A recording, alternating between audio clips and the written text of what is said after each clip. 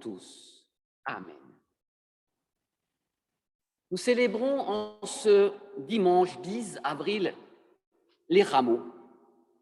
Les rameaux, jour de joie, avons-nous entendu, pour le peuple d'Israël, les gens de Jérusalem. Dimanche des rameaux, c'est la dernière fête sur le chemin, c'est le début de la Semaine sainte. C'est ce chemin qui va conduire Jésus à la croix du Vendredi saint, mais aussi vers la lumière de Pâques et de la résurrection. Essayons ce matin de vivre ensemble cette fête des rameaux. Et je vous invite à nous projeter 2000 ans en arrière. Imaginons 2000 ans en arrière, nous nous trouvons à Jérusalem. Jérusalem, il y a 2000 ans. La ville est agitée, elle est en effervescence. Jérusalem va bientôt célébrer la fête de la Pâque, en hébreu Pessah.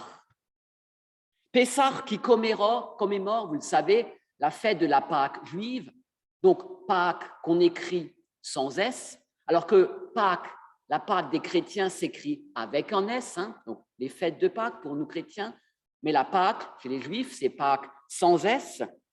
Et on se rappelle, vous le savez, Pessah, la libération du peuple juif et sa sortie d'Égypte.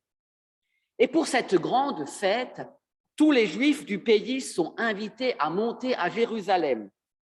Pessah est une fête de pèlerinage que chacun se doit de célébrer là où l'Éternel, le Dieu Très-Haut, a sa demeure. Et où Dieu a-t-il sa demeure? Au temple de Jérusalem. Donc tout le monde va au temple de Jérusalem.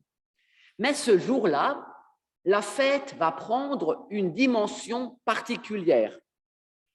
Nous le savons depuis des années, les Juifs ne sont plus vraiment chez eux.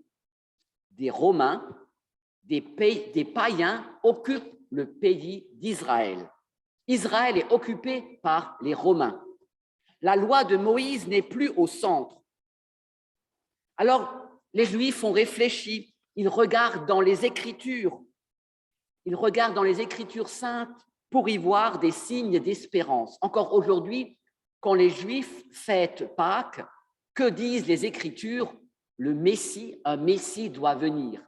Les Juifs, encore aujourd'hui, quand ils fêtent Pâques, ils attendent le Messie, un sauveur. À l'époque, il en était ainsi. Ils ont trouvé de ces signes dans les livres.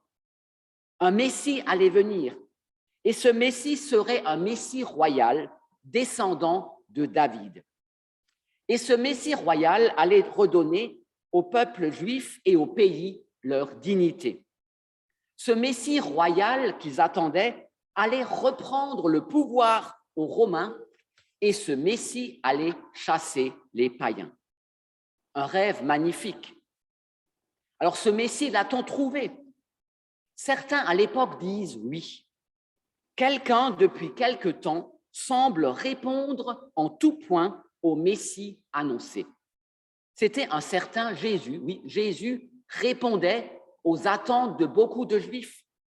Jésus, le nom hébreu de Jésus, Yeshua, qui veut dire Dieu sauve. Jésus, en hébreu, Dieu sauve. Il est de la lignée de David en plus. Jésus est de la lignée de David. En plus, Jésus est né à Bethléem. Le prophète Michée, pour sa part, a annoncé que le Messie naîtrait à Bethléem. Et de plus, ce Jésus, disent les Écritures, et on le reconnaît, ce Jésus est un prédicateur extraordinaire, un guérisseur. Grâce à lui, c'est ce qu'ont annoncé les prophètes, il a fait des miracles. Les aveugles voient, les sourds entendent, les morts ressuscitent. Pas de doute, ce Jésus est, notre homme pense beaucoup de Juifs, c'est le Messie, le Sauveur annoncé. D'ailleurs, ce jour-là, à Jérusalem, il n'y a plus de doute possible. Jésus arrive dans la ville sur un ânon, le petit d'une ânesse. Les Juifs, bien sûr, connaissent tous par cœur cette prophétie du prophète Zacharie que nous avons entendue. Réjouis-toi, fille de Jérusalem, pousse des acclamations. Ton roi s'avance vers toi, il est juste et victorieux, il est monté sur un ânon, le petit d'une ânesse. Et c'est justement comme cela que Jésus arrive à Jérusalem, il accomplit les prophéties. Alors mettez-vous à la place des Juifs de l'époque. Ce Jésus connu pour avoir fait des miracles, pour avoir guéri des lépreux, des aveugles, des boiteux, le voilà qui entre dans la ville de la manière prévue bien des années avant par le prophète Zacharie. Donc pour ce peuple, il n'y a pas d'hésitation possible. Cet homme Jésus qui entre ce dimanche des Rameaux dans Jérusalem, monté sur un ânon, ne peut être que le roi attendu, le sauveur du peuple. Alors on comprend pourquoi tout le peuple est là pour l'accueillir en criant d'une seule voix « Hosanna ». Hosanna, c'est un cri d'allégresse, un peu l'équivalent d'une acclamation de bienvenue. Mais Hosanna, c'est surtout un cri d'espérance. Hosanna, ça se traduit par « Viens Seigneur ». Viens à l'aide, sauve-nous. Hosanna est un cri d'appel aussi à l'aide. Viens, sauve-nous. Et que font les Juifs? Ils brandissent des palmes, des grandes branches chargées de longues feuilles vertes que l'on trouve sur les palmiers. Ces palmes ne sont pas là par hasard. Elles sont aussi, ces palmes sont un symbole de libération. Encore aujourd'hui, alors c'est intéressant de le savoir, vous le savez peut-être, encore aujourd'hui, nos frères juifs ont une fête, la fête des cabanes, en hébreu Sukkot, la fête des cabanes ou la fête des tentes. Pour Sukkot, les juifs pieux, encore aujourd'hui, se construisent une cabane avec du feuillage sur leur balcon ou même dans un petit coin de leur appartement, et ils y vivent pendant quelques jours dans cette cabane. Ils y mangent en mémoire des 40 ans que leurs ancêtres ont passés dans le désert. Et ces 40 ans dans le désert ont été un temps d'épreuve, mais aussi un temps de libération. Grâce à Moïse, ils avaient quitté l'Égypte et leur état d'esclaves, un temps d'espérance, parce que maintenant, ils vont marcher dans un peuple, comme un peuple libre dans le pays de Canaan. Alors encore aujourd'hui, les Juifs, Sukkot, ils fêtent cela, c'est important, cette libération. Ils se construisent des cabanes dans leur appartement avec des branches de palmiers. Mais voilà Jésus qui rentre à Jérusalem, qu'on acclame comme un roi. Jésus va décevoir. Et oui, Jésus va décevoir. Ce même peuple qui l'acclame aujourd'hui, Hosanna, viens, sauve-nous, le vendredi saint, ils vont le clouer sur une croix, ils vont crier Barabbas. Ce Jésus va décevoir. Pourquoi? Parce que pour beaucoup de gens, Jésus ne prêche pas la guerre. Il ne libère pas le peuple des Romains. Jésus, ce n'était pas ce roi rude, fier, combattant. Il ne rentre pas à Jérusalem comme un roi sur un cheval victorieux. Il rentre humble, monté sur un ânon. C'était un roi paisible, ce Jésus, qui disait « Mon royaume n'est pas de ce monde ».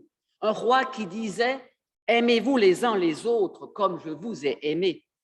Un roi qui disait même « Aimez vos ennemis », même les Romains, même les païens.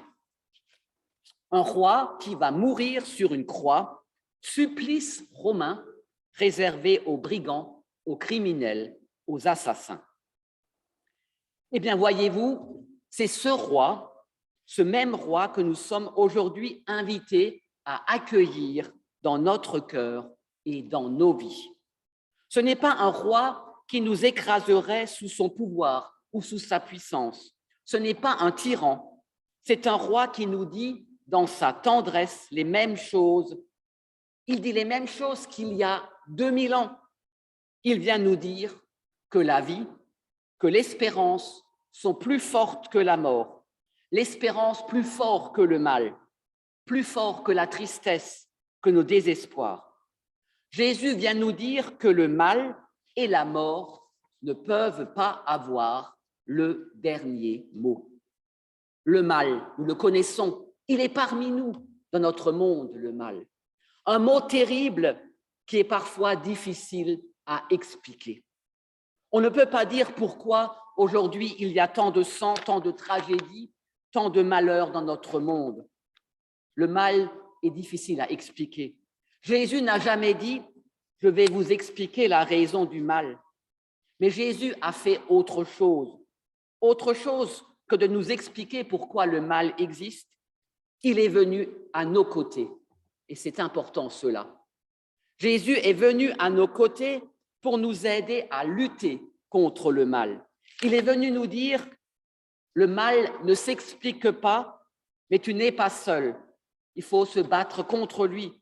Je suis avec vous. Je suis avec vous dans ce combat. Je suis avec vous, dira-t-il, pour guérir vos craintes et vos angoisses, consoler vos peines. Je suis avec vous pour vous donner un courage dont parfois vous vous sentez incapable. Je suis avec vous pour vous aider à voir le bien au-delà du mal. Avec vous pour être comme une porte toujours ouverte, même au cœur des situations qu'on pourrait croire sans issue.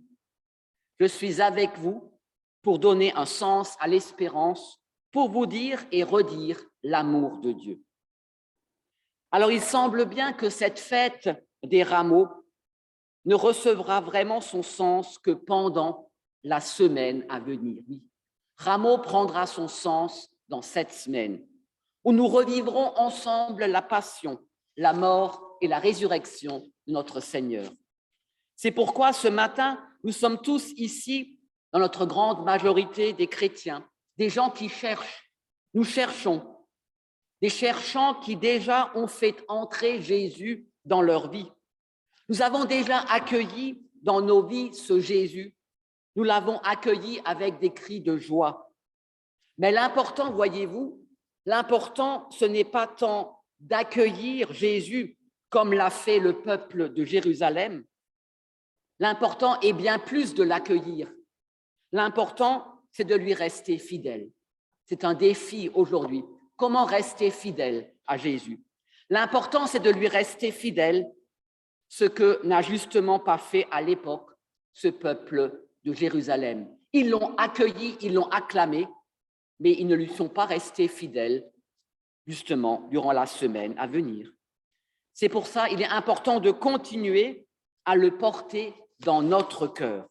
C'est de continuer à le regarder comme notre frère, comme notre maître, un maître dont le joug est léger, comme il le dit lui-même. Et c'est aussi et surtout continuer à le faire vivre au plus profond de nous, faire vivre Jésus en nous pour transformer, réformer notre vie, pour nous aider sur le chemin qui mène au Père, pour nous inspirer, afin que nous soyons aussi des bâtisseurs du royaume de Dieu.